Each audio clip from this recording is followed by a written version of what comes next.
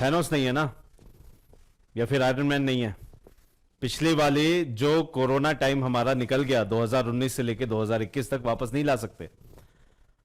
और अब तो यह भी नया सुनने में आ रहा है कि एक नया वायरस का उद्गम हुआ है, नियोकोव।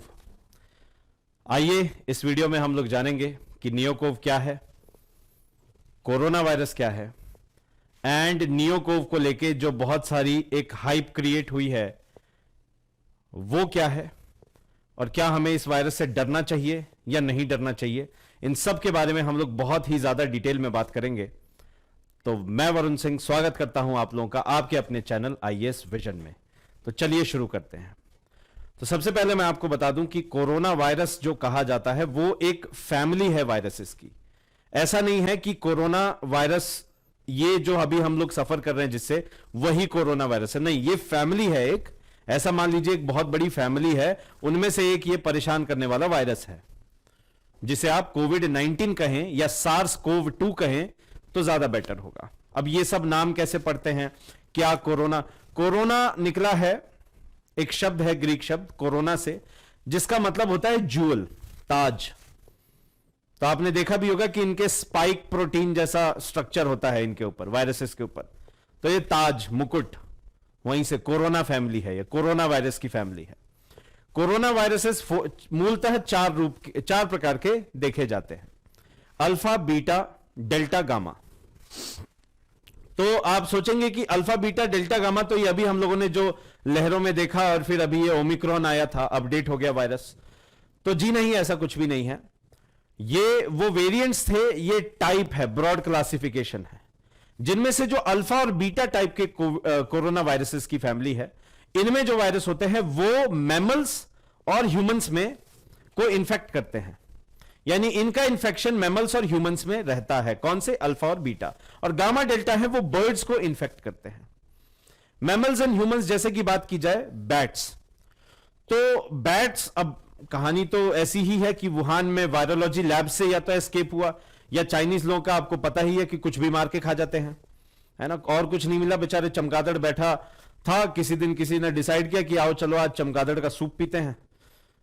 तो इसी को बोलते हैं जूनोटिक स्पिलओवर, कहते हैं जूनोटिक स्पिलओवर, यानी एक स्पीशी से दूसरे स्पीशी में आना।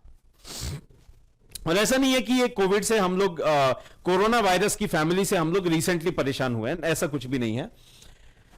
एक सार्स आउटब्रेक हुआ था और उस सार्स आउटब्रेक में लगभग उसे सार्स कोव कहा गया। सार्स कोव अगर आप देखें तो उसको कहा गया सार्स कोव।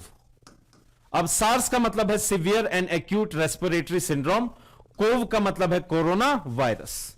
तो इस वायरस का नाम था सार्स कोव सबसे पहले। ये तो साउथ एशिया वाले पार्ट में ये दिखाई दिया, एंड इसका भी रीजन था कि बैट से ये स्पिल ओवर होके ह्यूमंस में आया, एंड फिर ह्यूमंस से टू ह्यूमंस ट्रांसमिशन हुआ। बहरहाल फिर उसके बाद हमने प्रकोप झेला मर्स का, मर्स कोव का। अब इसका नाम मर्स क्यों पड़ा? मिडिल ईस्ट रेस्पिरेटरी सिंड्रोम, इसी वजह से। एंड कोव मतलब कोविड, कोरोना वायरस। और अभी जिससे हम लोग परेशान हैं, त्रस्त हैं, वो है कोविड-19। अब देखिए प्रॉब्लम क्या है, आप थोड़ा सा इस प्रॉब्लम को भी समझिए कि ये जूनोटिक स्पिल ओवर हो क्यों रहे हैं इतने ज्यादा। ये है आपका डूनडेरी कैमल, मतलब जिसके ये यहां पे इसकी बैकबोन कूबड़ जो दिखती है, इसमें ये वाटर स्टोर करता है, रेगिस्तान में पाया जाता है मिडिल ईस्ट में। तो इसका कंजम्पशन ह्यूमंस ने किया होगा, जिसकी वजह से इसका स्पिल ओवर हुआ, एंड रेस्ट आपको पता ही है। अच्छा, ये जो कोविड-19 है इसके official reasons as of now पता नहीं है, बट बहुत सारे साइंटिस्ट का कयास यही है कि ये स्पिल ओवर हुआ है आपके बैट्स से ही, राइट। तो कोविड-19 एक्चुअली जितने भी ये वायरसेस हैं ये लॉक इन की मैकेनिज्म की तरह होते हैं। जैसे आप देखें कि स्पाइक प्रोटीन, मैं छोटा सा ब्रीफ, वैसे बहुत एक डिटेल वीडियो बना चुका हूं आपको, आपके लिए, अब जाके प्लीज उसे देखिए, चैनल पे लगा हुआ है, यहां पे आई बटन में आपको दिख जाएगा। कोविड-19 का पूरा ओमिक्रॉन के अंदर जब हमने एक्सप्लेन किया था, अच्छे से उसको एक्सप्लेन किया है, जाके इस वीडियो को देखिएगा जरूर। बहरहाल यहां पे होता यह है कि ये स्पाइक प्रोटीन ह्यूमन सेल से, ह्यूमन टिश्यूज से जाके अटैच होना है। आपने कभी सोचा कि इतनी बड़ी फैमिली है कोरोना वायरसेस की, या फिर हम ऐसी बात करें कि अल्फा, बीटा, गामा और डेल्टा, तो ये दोनों जो हैं ये बर्ड्स में ही क्यों होते हैं? बर्ड्स में ही कोई इन्फेक्ट क्यों करते हैं? ये ह्यूमंस एंड मैमल्स को क्यों इन्फेक्ट करते हैं? उसके पीछे कारण है। उसके पीछे सबसे बड़ा कारण है, आप इसको आसान भाषा में लॉक एंड की समझ सकते हैं। ये जो दिख रहा है आपको इंसान स्वरूप, ये मान लीजिए कोविड वायरस है। इसका ये स्पाइक प्रोटीन है, ये उसी ताले में जाएगा जिसकी ये चाबी होगा, यानी कि जहां ये चिपक सकता है वहीं चिपकेगा, ऐसे समझिए। तो इसीलिए इसका जो प्रोविजन है वो ऐसे जाने वाला ही है। दैट मीन्स कि ऐसा नहीं है कि ये कोरोना वायरसेस की सारी फैमिली ह्यूमंस के लिए डेंजरस है। वही जो कि स्टिकिंग फीचर जिसे बेसिकली कहें, जो कि हमें इन्फेक्ट कर सकती है यहां से अपने स्पाइक प्रोटीन को हमारे टिश्यू से अटैच करके, और वो भी कहां पे? लंग्स। क्यों? कारण क्या है? लंग्स का जो सरफेस एरिया बहुत ज्यादा है, होता है, एंड वहां पे ही आपका, आपने सुना होगा, ACE2 रिसेप्टर्स पाए जाते हैं। बहरहाल, सबसे ज्यादा वो लंग्स को ही अफेक्ट करता है। खैर, ये पूरा वीडियो में मैंने समझाया है, राइट। कोविड-19 से अभी हम लोग त्रस्त थे, अभी बाहर भी नहीं निकले हैं पूर्ण रूप से। तब तक खबर आई वुहान वायरोलॉजी लैब से ही नियोकोव के बारे में। अब सबसे पहले जान लेते हैं कि ये नियोकोव है क्या। देखिए, ये भी कोव लगा मतलब कोरोना वायरस फैमिली से है, राइट। अब ये नियो का क्या मतलब है? देखिए, लोग बाग क्या करेंगे, आपको बहुत ज्यादा यहां पे कंफ्यूज करेंगे कि नियो नियो नियो नियो का मतलब है न्यू। नहीं नहीं, बिल्कुल भी नहीं, बिल्कुल भी नहीं। नियो का मतलब यहां पे न्यू नहीं है, इसका मतलब है न्यूरोमीशिया। ये न्यूरोमीशिया स्पीशीज ऑफ बैट्स से पाया गया। जी हां, तो इसीलिए न्यूरोमीशिया से नियो आया, एंड उन्हीं वहां से फिर कोरोना वायरस फैमिली का तो है ही, नियोकोव बना। ये न्यू नहीं है, 2021 में इसकी खोज हो गई थी भाई। ऐसा मत सोचना कि वायरस इसकी खोज अभी रिसेंटली हुई, नहीं नहीं, 2021 में हो चुका था, 2021 में ही हो चुका था, बिल्कुल, अभी नया नहीं है, तो न्यू नहीं है, ये है 2021 में हो चुका था। अब कौन सी वो रिपोर्ट है जो परेशान कर रही है? थोड़ी सी पहले छोटी सी हिस्ट्री। तो बहरहाल, ये जो न्यूरोमीशिया स्पीशीज के बैट्स हैं, इनको ये आपने सुना ही होगा, जो आपके घरों में पाया जाता है, बहुत ही खूबसूरत सा, बालों में भी लगाते हैं आप, एलो, तो वहीं से निकला एलो बैट्स। इनको एलो बैट्स भी कहते हैं आम भाषा में। दिखाऊंगा लास्ट में उसकी पिक्चर कैसी होती है, और उसको लेके एक हिदायत भी दूंगा हमारे चाइनीज साथियों के लिए। तो खैर, देखिए, ये है। अब इसको जो पाया गया, इसको इस क्षेत्र में पाया गया। सबसे पहले इसको जो पाया गया था, इस बैट को एक्चुअली वो इसी क्षेत्र में पाया गया था। अब ये क्षेत्र क्या है? एफ्रो मैलागैसी रीजन कहते हैं इसे।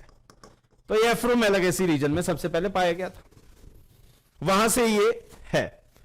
अब जो रिपोर्ट्स हैं, ये चाइना के वुहान वायरोलॉजी लैब में काम करने वाले वायरोलॉजिस्ट ने, साइंटिस्ट ने रिपोर्ट पब्लिश की है कि जो नियोकोव है, इस नियोकोव का जो मैंने बताया था जूनोटिक स्पिलओवर, ये होने के चांसेस ज्यादा हैं। और उस रिपोर्ट में यह भी कहा गया है कि यह सिर्फ एक म्यूटेशन दूर है। एक म्यूटेशन के बाद ये जूनोटिक स्पिलओवर कर लेगा, फिर एक और म्यूटेशन होगा, तो अनदर म्यूटेशन ये ह्यूमन ट्रांसमिशन वाले फेज में आ चुका होगा। यानी कि जो अभी हम लोग फेस कर रहे हैं उस फेज में आ चुका होगा। तो इस पे ध्यान रखने की जरूरत है, बहुत ज्यादा ध्यान रखने की जरूरत है, क्योंकि इसका स्पिलओवर हुआ, फिर ह्यूमन ट्रांसमिशन जोन फेज में आएगा, फिर ह्यूमन ट्रांसमिशन से फिर ये पूरा वही जो हम लोग झेल रहे हैं पिछले 2.5 साल से, वही वापस से रामगाथा चालू हो जाएगी। सो दैट इज वाई इस पे ध्यान रखने की जरूरत है ना।